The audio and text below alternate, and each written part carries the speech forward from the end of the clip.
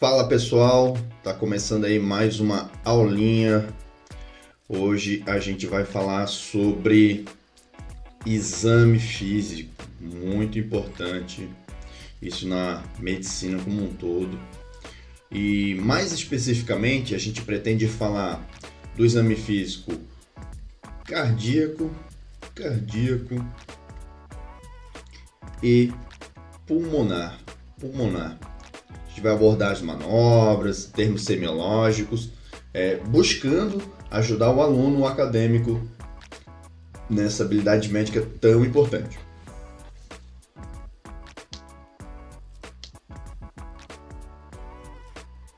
Mas antes eu queria me apresentar. Eu me chamo Arno. Eu fui o presidente aí da Liga Acadêmica de Medicina Esportiva durante 2 anos. Nesse período eu coordenei um projeto, um livro físico, Introdução à Fisiologia do Esporte e Exercício na condição de presidente. Foi um projeto bem legal, pioneiro na área da medicina. Além disso, eu sou o fundador da Apex Comportamental, que é uma página aí acerca de conteúdos de psiquiatria, saúde mental, estilo de vida. Quem tiver interesse, dá uma olhadinha lá. Além do nosso canal no YouTube, temos ali bastante conteúdo no TikTok e no Instagram. E além disso, eu, na condição de presidente da liga e na condição de monitor, eu dei aula de anatomia sistêmica, topográfica, dei aula também por intermédio da Liga de Medicina Esportiva de temas acerca de treinamento, temas acerca de tratamento de patologias com atividade física e controle hormonal na universidade. Fotinho para vocês. Isto posto, vamos para a aula propriamente dito. Ok, vamos sair da frente aqui. Vamos começar pelo exame pulmonar. Mais especificamente do tórax, né? O que acontece? A gente divide o exame físico em partes, vamos assim dizer. A gente vai abordar a inspeção, a gente vai abordar a percussão e a gente vai abordar também a palpação e a ausculta. Nesse slide a gente vai falar da inspeção. O que a gente vai avaliar na inspeção? A gente vai verificar a forma do tórax, a gente vai avaliar os movimentos respiratórios, o uso ou não de musculatura acessória e frequência respiratória. Ok, vamos para a forma. A forma é o que a imagenzinha nos diz. Olhando, a gente pode dizer se o tórax tem formato de tonel, se ele é cifótico com essa curvatura aqui, se ele é infundibuliforme, como por exemplo ele tem essa depressão aqui em tórax, ou se ele é cariniforme, ou seja, o externo é um pouco mais proeminente, mais exteriorizado. Aqui a gente vê uma escoliose, aqui um exemplo do cifótico. Então a gente vai descrever a forma do tórax. Os movimentos respiratórios, se é regular, se é irregular.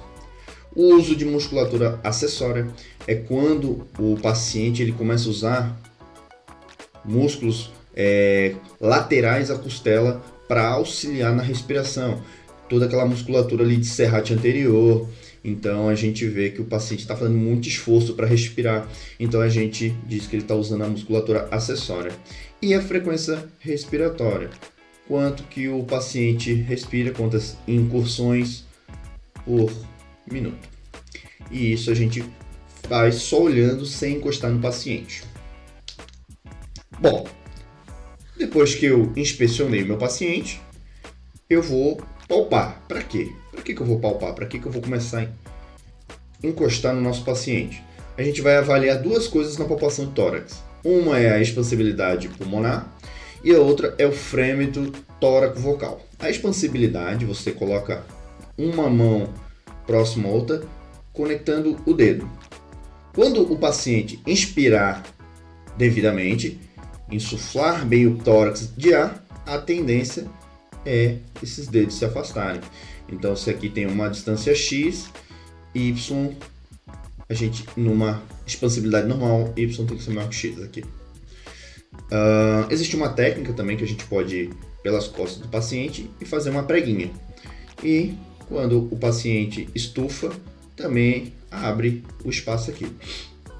A outra coisa característica, melhor dizendo, que a gente vai avaliar é o frêmito tóraco-vocal, que é o que está sendo feito aqui também na posição de mão. Você pede para o paciente falar 33 e quando ele falar, você vê a vibração na sua mão. Existem patologias que vão aumentar o frêmito tóraco-vocal, existem patologias que vão diminuir o frêmito tóraco-vocal. A proposta aqui não é entrar bem nos meandros do diagnóstico. A ideia é que vocês saibam coletar essas informações, né? Mas pensem que estruturas mais sólidas têm uma tendência a aumentar esse frêmito, em contrapartida, quando a gente observa, por exemplo, ar, como no pneumotórax, por exemplo, a gente tem uma tendência a diminuir o frêmito tóraco-vocal. Mas só uma consideração.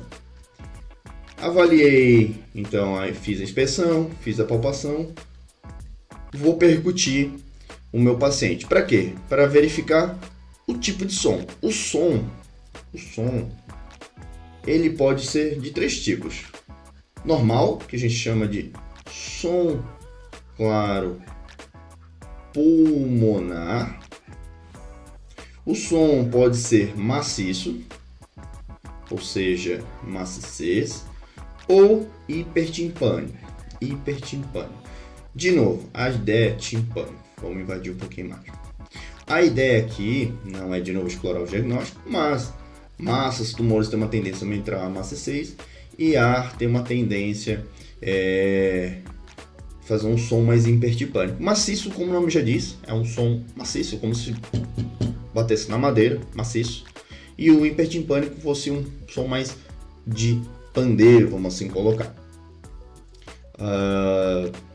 Onde eu percuto?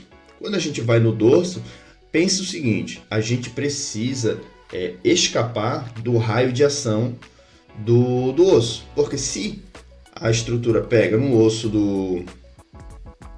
no osso, você não vai ter uma clareza de som.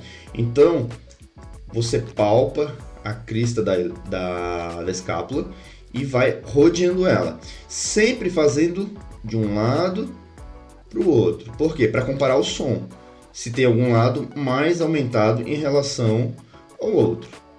8, aí aqui, e aqui, e aqui. Como é que é a técnica de percussão? Você vai juntar os 2 dedos e vai bater o terceiro dedo em cima e vai fazer um som. Quando você bate aqui, vibra e faz um som. E dependendo do som que você faz, caracteriza o tipo de som e caracteriza possivelmente a patologia. Então, recapitulando esse slide para ficar bem claro, som claro pulmonar é o normal. Vou escrever aqui para a gente não ter nenhuma confusão. É o normal. Maciço é quando tem uma massa ou mais secreção. E hipertimpânico quando tem mais ar do que o normal. Faz um som semelhante a um pandeiro mesmo. E por fim, a ausculta. Na ausculta a gente vai ter os ruídos respiratórios normais ou os adventícios, que são os alterados. Ou seja, o normal a gente diz que o murmúrio vesicular está presente bilateral. Esse é o normal. E os ruídos adventícios, eles podem ser de 3 tipos. Ou vai ser um sibilo,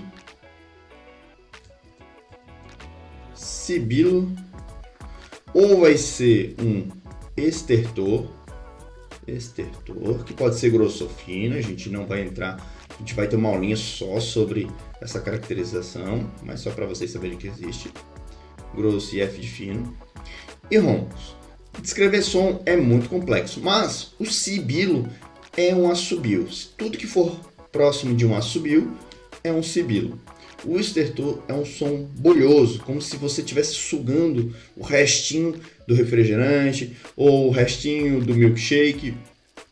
E o ronco é bem intuitivo, né? A gente já entrou em contato com esse som, então ele é mais comum. Então, se for normal, você vai colocar murmúrio vesicular presente bilateral sem ruídos adventícios, ou onde que está alterado e o lobo. E aí, como é que eu faço a ausculta? Sempre bilateral. Faz de um lado para o lobo superior, faz do outro. Lembrando de sempre evitar o osso. Então, por exemplo, aqui tem o externo. Então, você não vai fazer em cima do externo. Tem as costelas. Você vai colocar o seu esteto entre as costelas. E vai sempre comparando um lado com o outro, um lado com o outro, um lado com o outro para comparar. No dorso é a mesma coisa. Lembrando que aqui tem a escápula.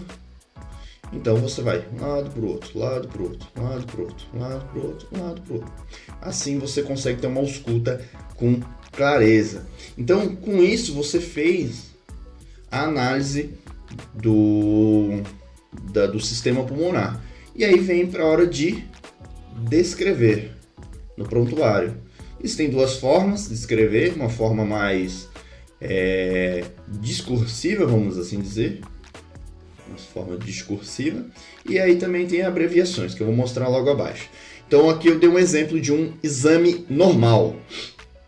Exame físico de tórax e pulmões.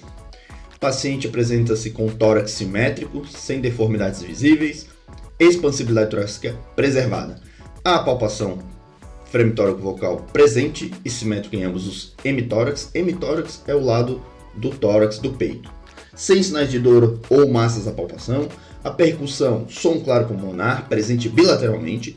Sem áreas de maciçez ou hiperclaridade. Hiperclaridade aqui ou hipertimpanismo. Ausculta, murmúrio vesicular audível e simétrico, sem ruídos adventícios, como estertores, sibilos ou roncos, sem sinais de dispneia ou uso de musculatura acessória. Isso é uma forma mais completa. A ausculta a gente pode fazer assim: AP é ausculta pulmonar, MV de murmúrio vesicular presente, bilateral, sem ruídos adventícios. Essa é uma forma abreviada, mais rápida de colocar. Agora a gente vai falar do exame físico cardíaco. Vamos colocar aqui em cima. Vamos sair um pouquinho. No exame físico cardíaco, além desses que a gente falou, que também fica no tórax, a gente pode começar identificando o ictus cordis. Como é que eu faço isso? Na linha M clavicular, como o nome já diz, é bem intuitivo, M meio, clavícula no meio da clavícula. A clavícula fica aqui assim, lembrando que, né, tem aquela angulação. Nessa linha aqui imaginária, fica bem aqui paralelo o ictus, que aqui na imagem a gente demonstra a técnica para a localização do ictus cordis. Você faz com que o paciente fique em decúbito lateral esquerdo, ou seja, deitado com o lado esquerdo. E aí você palpa ali o ictus cordis. Em pacientes com obesidade é mais difícil, tá, pessoal?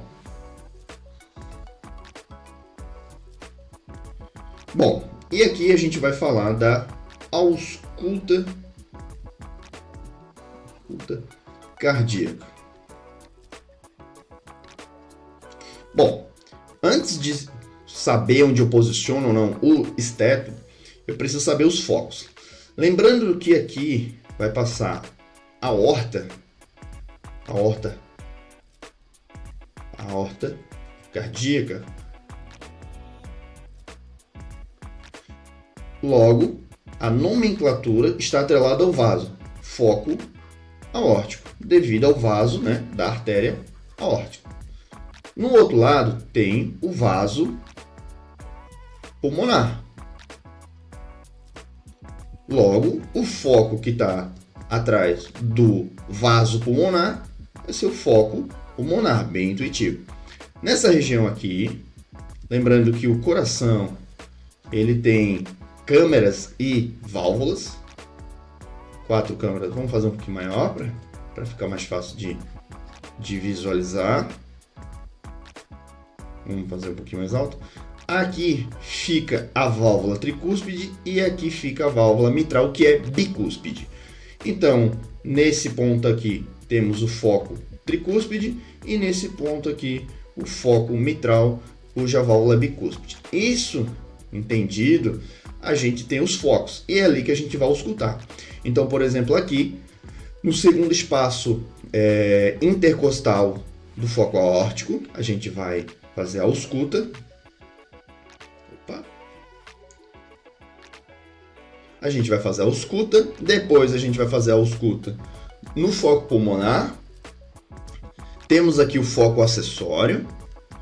Além disso, o foco tricúspide e o foco mitral, no quinto espaço intercostal. Então, para ficar bem claro, para não esquecer, os focos pulmonares e aórticos a gente vai fazer no segundo espaço intercostal e o tricúspide e o mitral no quinto espaço intercostal. Você palpa ali com a sua mão, você pega a sua mão e você palpa e depois posiciona o seu estéto. E aí o que a gente vai avaliar? A gente vai avaliar o ritmo, se ele é regular ou não, e aí a gente pode usar abreviações para nos ajudar, como por exemplo, ritmo cardíaco regular ou irregular, R se regular, I se irregular. A gente vai ouvir se tem sopro ou não. Se não tiver sopro, sem sopro. Se tiver sopro, você coloca com o sopro e o tipo do sopro. Como a finalidade hoje aqui é descrever como executar o exame físico, a gente não vai entrar, mas vai ter aulas explicando os tipos de som, tipo de sopro e como interpretar. Não é o foco da aula. A bulha. A bulha a gente pode dizer que é como se fosse o volume do som e a frequência. Como assim? O coração ele vibra no ritmo tum-tá. O que acontece? A gente chama o primeiro som de B1 e o segundo som de B2. E a gente avalia o volume, a intensidade desse som. Se tiver normal, a gente bota bulha normofonética. Se tiver diminuída, a gente pode botar um H e bulha hipofonética. Vamos botar só aqui, um H e hipofonética. Então eu avalio o ritmo, se ele é regular ou irregular, se tem sopro ou não, a bulha se ela é normofonética ou não. Então, com isso a gente tem a ausculta cardíaca. Ritmo cardíaco regular, bulhas sem sopro, bulhas normofonéticas, e aí tu coloca também em 2 tempos. O que significa em 2 tempos? Que só tem o B1 e o B2. Se tiver um desdobramento, que é patológico, aí pode ser que tenha um B3 ou um B4. Mas, do ponto de vista normal, fisiológico, que é o que a gente está tratando aqui, repito, vai ter aulas exemplificando isso melhor, B1 e B2. Vamos fazer uma descrição aqui do exame físico cardíaco. Exame físico cardíaco. O precórdico apresenta sem abaulamento ou pulsação visível anormal, por isso que a gente palpa ali. A palpação ictus cordis está localizado no quinto espaço intercostal esquerdo, na linha hemiclavicular, normodistenso e com amplitude normal. Não há frêmitos palpáveis. A ausculta bulhas cardíacas rítmicas, normofonéticas, sem sopro, estalidos ou atritos pericárdicos. A frequência cardíaca encontra-se regular, sem evidências de galope. A frequência cardíaca a gente não falou, mas nada mais é que os batimentos por minuto. Então é só contar ali pelo pulso e tudo mais. Pode ser na artéria radial, você palpa aqui e conta 1 minuto, ou com o seu esteto você fica escutando os batimentos durante 1 minuto. Além disso, sem evidências de galope, que é aquilo que a gente estava falando, sem evidências de galope, é que B1 e B2. Se tiver mais uma vibração, que é o chama de tum-tá, tum-tá, tum-tá. Se for tum-trá, ou seja, significa que tem B3 e B4. Seria um desdobramento anormal da bulha. Ou outros sons cardíacos adventícios, sem sinais de estado jugular ou edema periférico. Vamos lá. Vamos voltar aqui. Aqui a gente tem os vasos jugulares. O que é uma estase? Seria um engordamento, seria um aumento do calibre. E também a gente pode avaliar no exame cardíaco, que é o que ele menciona aqui no finalzinho. Edema periférico. O que é o edema periférico? Você palpa os pulsos de membros inferiores e você vê se o pulso está presente e você vê se tem algum edema, algum inchaço ou algo do gênero.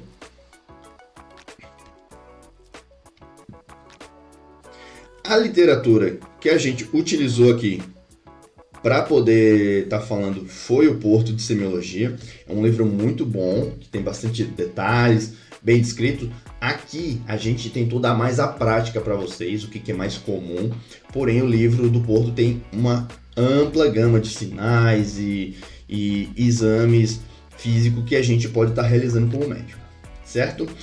Se essa aulinha te ajudou, peço que você se inscreva no canal, compartilhe, dê like, porque isso ajuda a disseminar conteúdo de qualidade, gratuitamente, né?